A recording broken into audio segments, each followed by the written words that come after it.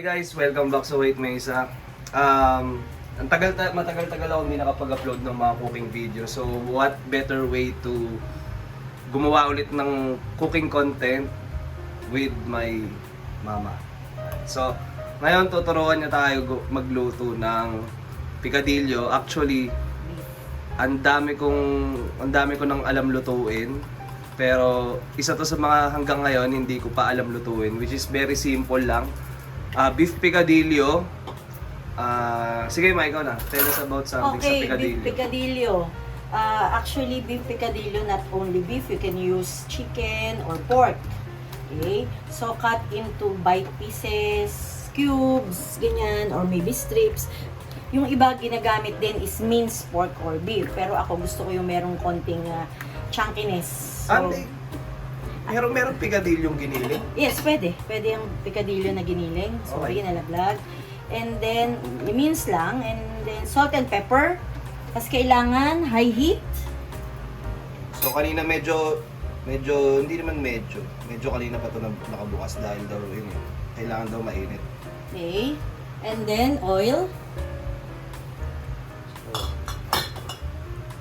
Put oil. So kailangan umuusok talaga siya muna. Yes, kasi kailangan mo i-pan-sear yung beef. So, I also put some margarine or butter para mas malinamnam siya. Shoutout sa Star. Baka naman Star Margarine. Pakita mo yung Star Margarine. Yes. Yan ang ginagamit namin margarine dito sa household. So, Star. Pag napanood mo to, baka naman. Okay, so pag mainit na, just pan-sear yung beef. Kailangan ng high heat.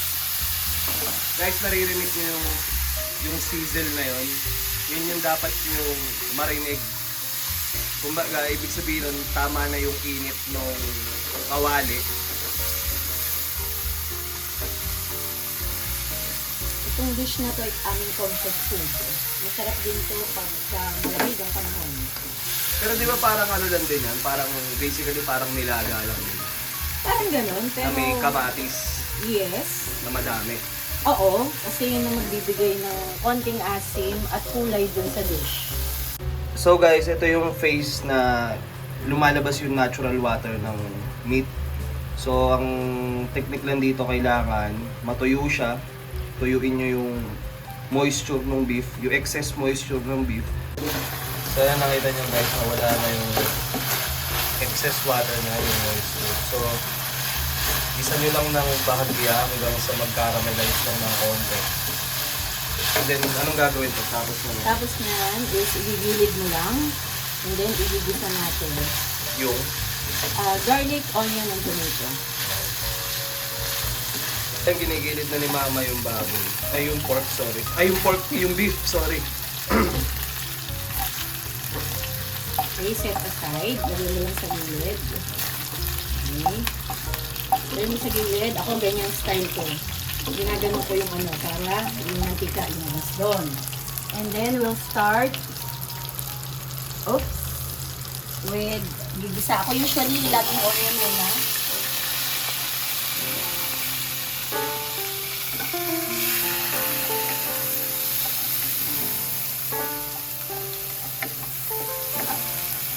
So, pag medyo caramelize na or medyo clear na yung onion, bawang. Very easy lang to. Ano lang to guys, parang nilaga lang din to. So ayan, so isosotay lang yung itong 3 main ingredients. Actually, ang 4 main ingredients pala is yan, tapos itong beef, Okay, ito. yung protein. Then, continue lang. Saute.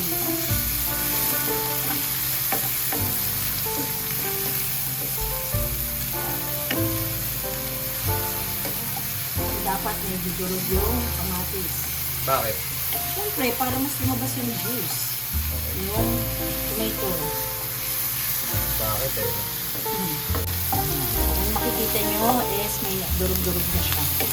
Okay? And that's the time na ihalo. See? Continue with the pan sear. Hindi na fancy yan, sauté na yan. Saute.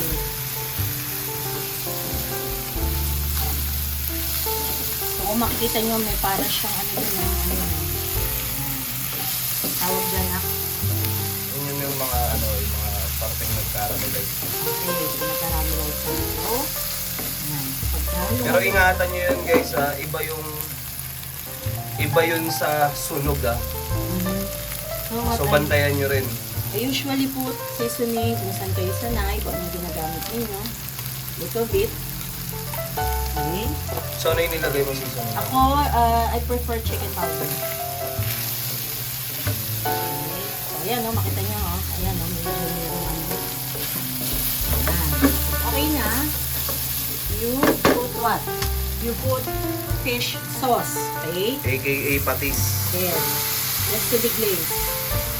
Ako magayon yung parang ginamit mong pang deglaze. Yes.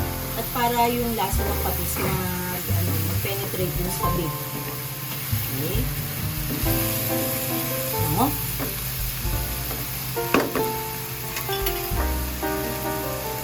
And a little bit of pepper.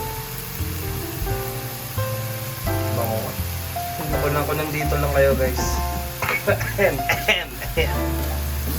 So, deglaze na ng konti. Ayan, nakikita nyo guys, ang purpose nun, kaya nilalagay yung patis nun, para umangat din yung mga, ang tawag dun, may tawag kami dun. Remnants. Parang ganun. Hindi, may exact word nasa dulo na ng dila ko. Diba? Basta exactly, ang ibig ko sabihin, yung mga parang pakiramdam yung sunog sa ilalim, yung mga nag-caramelize, mawawash out yun, kumbaga, aangat yun. Ay nakita nyo, hindi rin siya nakadikit, yung mga tumog. Okay. So, after that, pagka sa tingin yung okay na sa penetrate, get water. Okay? So, put water. Para sa anti-water, of course, kailangan natin palamigin yung beef. Okay? More water. Okay? So, halo lang. Siguro yung mga ganitong kaliliit na cut, siguro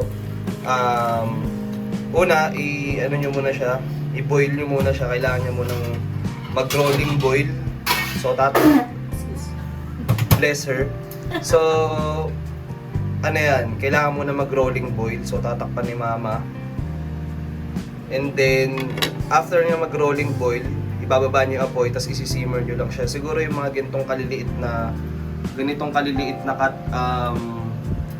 nang nakatakip siguro 45 minutes to 1 hour. 30 lang, kasi 30 to 45. Sige, pwedeng ganun. Pero kasi ako gusto ko sobrang lambot ng baka, so sa akin na lang kayo maniwala. Hindi, joke lang. Siya yung nagtuturo. So sabi niya 30 to 45 minutes nang naka-cover.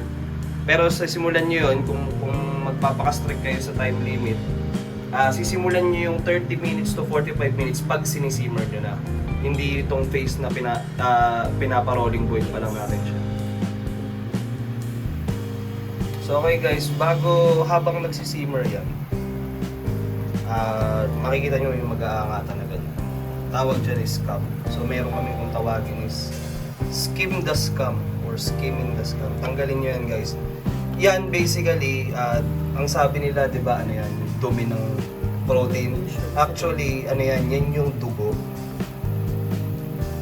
May choice din kayong hindi tanggalin yan kasi dugo naman ng beef yan. Pero para mas clear lang ng bahagya yung soup nyo, mas okay na tanggalin yan. Not necessarily na kailangan yung ubusin lahat na makikita yung ganyang klase ng bula or scum nga. Pero as much as you can, kung gusto nyo na mas clear na soup, tsagain nyo na tanggalin. Ayan guys, nakita nyo, na-reduce na yung tubig na nilagay natin kanina. So pagka ganyan, syempre titikman muna. Ngayon, check nyo yung lasa niya, adjust as needed. Kung mas gusto nyo pa na mas maraming sabaw, lagyan nyo lang. Then, timplahan nyo lang din kung okay na yung lasa sa inyo, yung alat and all. So, yun. Now, malambot na siya. We're going to... Ay! Sayang! Sayang. We're going to put carrots and potato. Ayan. So, yung hiwa nito guys, kung paano nyo lang din hiniwa, kung ganong kalalaki rin yung beef approximately, ganun lang din yung hiwa ng vegetables. So, okay. Oras na para tikman yung niluto ni Mama. So, Hey! tingnan natin. Na. The picadillo. Damn! So, ayan guys. Beef picadillo. Courtesy of Mama. Game. Siyempre sa bago. Tignan muna natin sa bago. Siyempre, ito ang nagdadala dyan sa bago.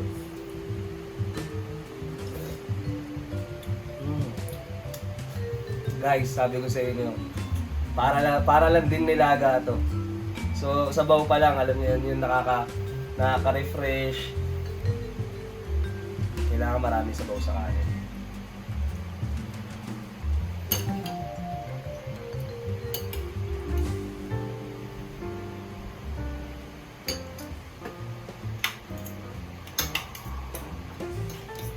Isa to sa mga paborito naming pagkain nung lumalaki kami.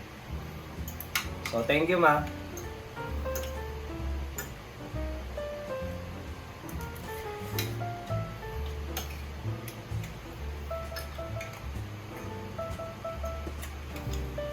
Dahil doon, sobrang simple na lutuin guys, try nyo sa bahay nyo. Simple lang, masarap.